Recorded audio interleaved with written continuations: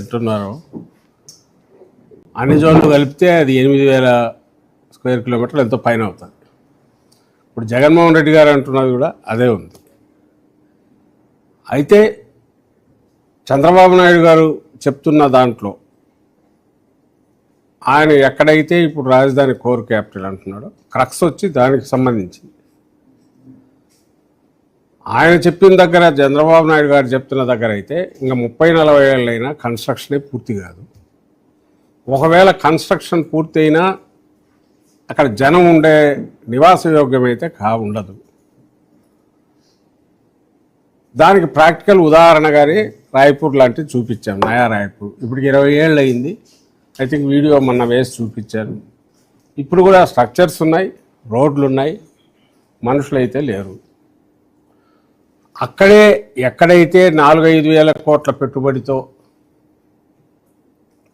అలాగే ల్యాండ్ రేట్లు కూడా కొంచెం ఇంత లేకుండా మెట్టగా ఉండి నివాసయోగ్యంగా ఉన్న దగ్గరే ఎవరూ లేరు. 20 కిలోమీటర్లు అవుతారు రాయ్పూర్ ఉంటే అక్కడ నుండి తిరుగుతున్నారు. ఇక్కడ చంద్రబాబు గారి లెక్కల ప్రకారమే గజం 60,000 అని ఆయన అంటున్నాడు. ఇక్కడ సామాన్యులు ఎవరైనా వచ్చి ఉండే సాధ్యం అవుతుందా ఆయన చెప్పే క్యాపిటల్? ఈవెన్ అయిపోయిందని కన్స్ట్రక్షన్ అయిపోయిన 20 ఏళ్ల తర్వాత అయినా, 20-30 ఏళ్ల తర్వాత, 20-30 ఏళ్లకి ఎందుకు కన్స్ట్రక్షన్? ఆయన లెక్కల ప్రకారమే ఇన్ఫ్రాస్ట్రక్చర్ డెవలప్మెంట్ కోసమే 2 లక్షల కోట్లు కావాలా? ఆయన లెక్కల ప్రకారమే ఇప్పుడు టేకప్ చేసిన బిల్డింగులు అవి ఓన్లీ గవర్నమెంట్ ఉద్యోగులు ఉండడానికి, దాన్ని ఏమంటారు, పనిచేయడానికి పనికొచ్చే బిల్డింగులు. వాటి కాస్టే ఒక్కొక్కటి చదరపాడు 14,000తో ఖర్చుతో కోటి సెప్టే కడుతున్నట్టున్నాడు. హైకోర్టు, అసెంబ్లీ, సచివాలయం తీసుకుంటే అంతకుమించి ఏం కట్టట్లా. దాని తర్వాత ఆయన కడుతున్నది ఎమ్మెల్యేలు ఉండడానికి, మినిస్టర్లకు ఉన్నాయేమో నాకు తెలియదు, మినిస్టర్ల కోసం రాజ్భవన్ అండ్ హ్యాపీనెస్ట్ అని ఏదో ప్లాన్ చేశాడు. అది ఎవడు వచ్చినట్లే ముందుకు, ఆ రేటుకి ఎవడు కొనడానికి ఇప్పుడు కూడా రారు, ముందు ఫ్యూచర్లో కూడా రాకపోవచ్చు. ఇవి కాక రాజధాని రైతులకు ఇచ్చిన రిటర్నబుల్ ప్లాట్లు, ఆ ప్లాట్లు ఈయన డెవలప్ చేసి పూర్తి కావాలంటే ఈ ట్రంక్ రోడ్లు ఇవన్నీ పూర్తి అయితే తప్ప అది కాదు. అది పూర్తి కాంది, అవి నివాసయోగ్యం కాదు. చంద్రబాబు నాయుడు గారు పెట్టిన ఆశ, ఏ రైతులు అయితే బాగా వాల్యుబుల్ ల్యాండ్స్ తీసుకున్నాడో వాళ్ళకు గిట్టుబాటు కావాలంటే ఆయన చెప్పిన రేటు ప్రకారం 60,000, 70,000, 1,00,000 గజం పోతే తప్ప వాళ్ళకి గిట్టుబాటు కాదు. అసలు అక్కడ నుంచి ఏ సౌకర్యాలు లేని, అక్కడ ఎలాంటి ఫెసిలిటీస్ ఏమంటాం, వీటికి సపోర్టింగ్ సిస్టమ్స్ లేని, పిల్లల చదువులకు కావచ్చు, వేరే రకంగా కావచ్చు, ఛాయిస్ లేకుండా ఉండే చోట అంతంత పెట్టి డబ్బులు పెట్టి జూబ్లీ హిల్స్ రేట్లతోనో, బంజారా హిల్స్ రేట్లతోనో, లేదా ఇంకో దగ్గర ఎక్కడో కాస్ట్ రేట్లతోనో ఎందుకు జనం రావాలనేది ఎవరికి అర్థం కావట్లా. సో ఓటు నువ్వు కట్టడానికి 20-30 ఏళ్ళు పడుతుంది. ఎందుకంటే 2 లక్షల కోట్లు ఇన్ఫ్రాస్ట్రక్చర్కే నువ్వు అంటున్నావు. అండ్ ఇప్పటికి 12 ఏళ్ళు అయిపోయింది. అండ్ రెండవది, ఒకవేళ అంత డెవలప్ చేసినా అక్కడ ఎవరు ఉండే అవకాశం ఎందుకు ఉండదంటే, నువ్వు చెప్పే లెక్కల ప్రకారమే ఆ కాస్ట్ మనుషులు ఎవరు భరించలేంది, ఉండలేంది, ఎందుకు ఉండాలనో అర్థం కాంది.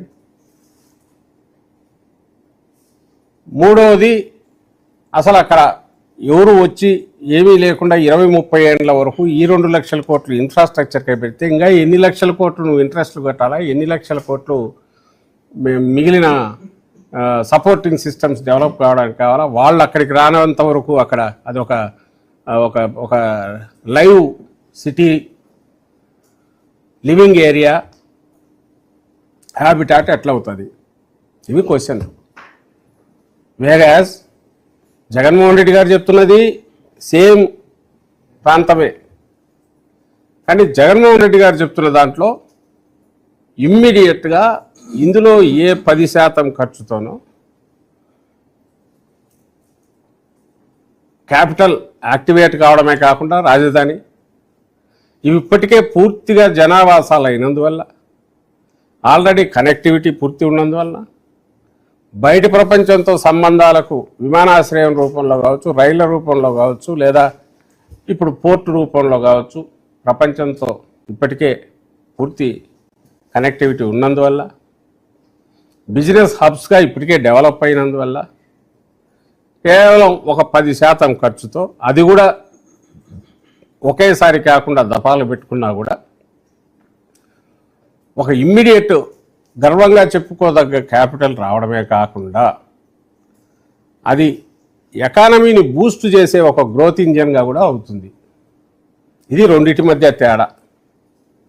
ఈ రెండిటి మధ్య తేడా చూడకుండా నేను అదే అన్నా నువ్వు అదే అన్నావంటే, నువ్వు పెట్టేదేమో ఎక్కడ పెడుతున్నావు, ఈయన సజెస్ట్ చేస్తున్న జగన్మోహన్ రెడ్డి గారు ఎక్కడ, నువ్వు పెట్టే ఖర్చు ఎంత, ఈయన చెప్తున్న దాని ఖర్చు ఎంత, నువ్వు అంటే నేను చంద్రబాబు గారు చెప్పే ఆ ఖర్చు ఎక్కడి నుంచి దానికి ఆ డబ్బు వస్తుంది, దాన్ని తీర్చే విధానం ఏంది.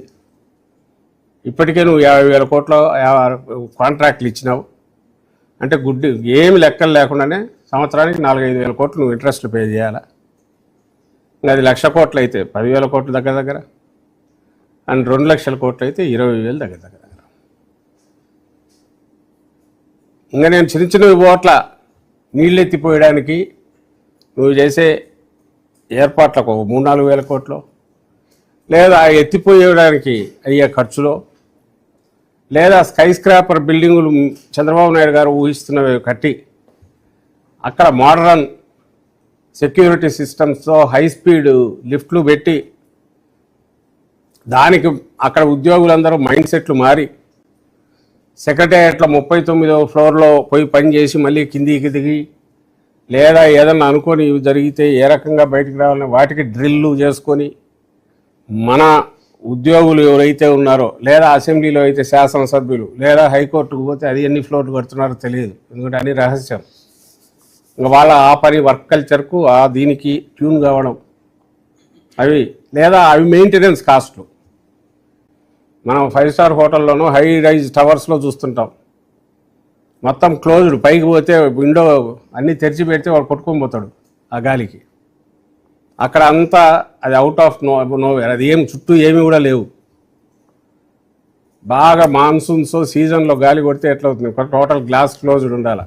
ఇప్పటికే కంపులు కొడుతుంటాయి సెక్రటేరియట్ లేకపోతే టోటల్ బాక్స్. మరి అవన్నీ వాటి ఇవి రాకుండా చేయడానికో ఇవన్నీ ఖర్చులు ఎంత అవుతాయి వారి జోలికి పోట్ల. ఇవి లెక్కలు వేసుకుంటూ పోతే ఎంత, వీటన్నిటికీ తెలిసి అక్కడ ఉన్నట్టుండి చంద్రబాబు నాయుడు గారికి దాని ఏమంటారు చంద్రమండలం మీద రాకెట్ దించాలా, నేను అమెరికాతో పోటీ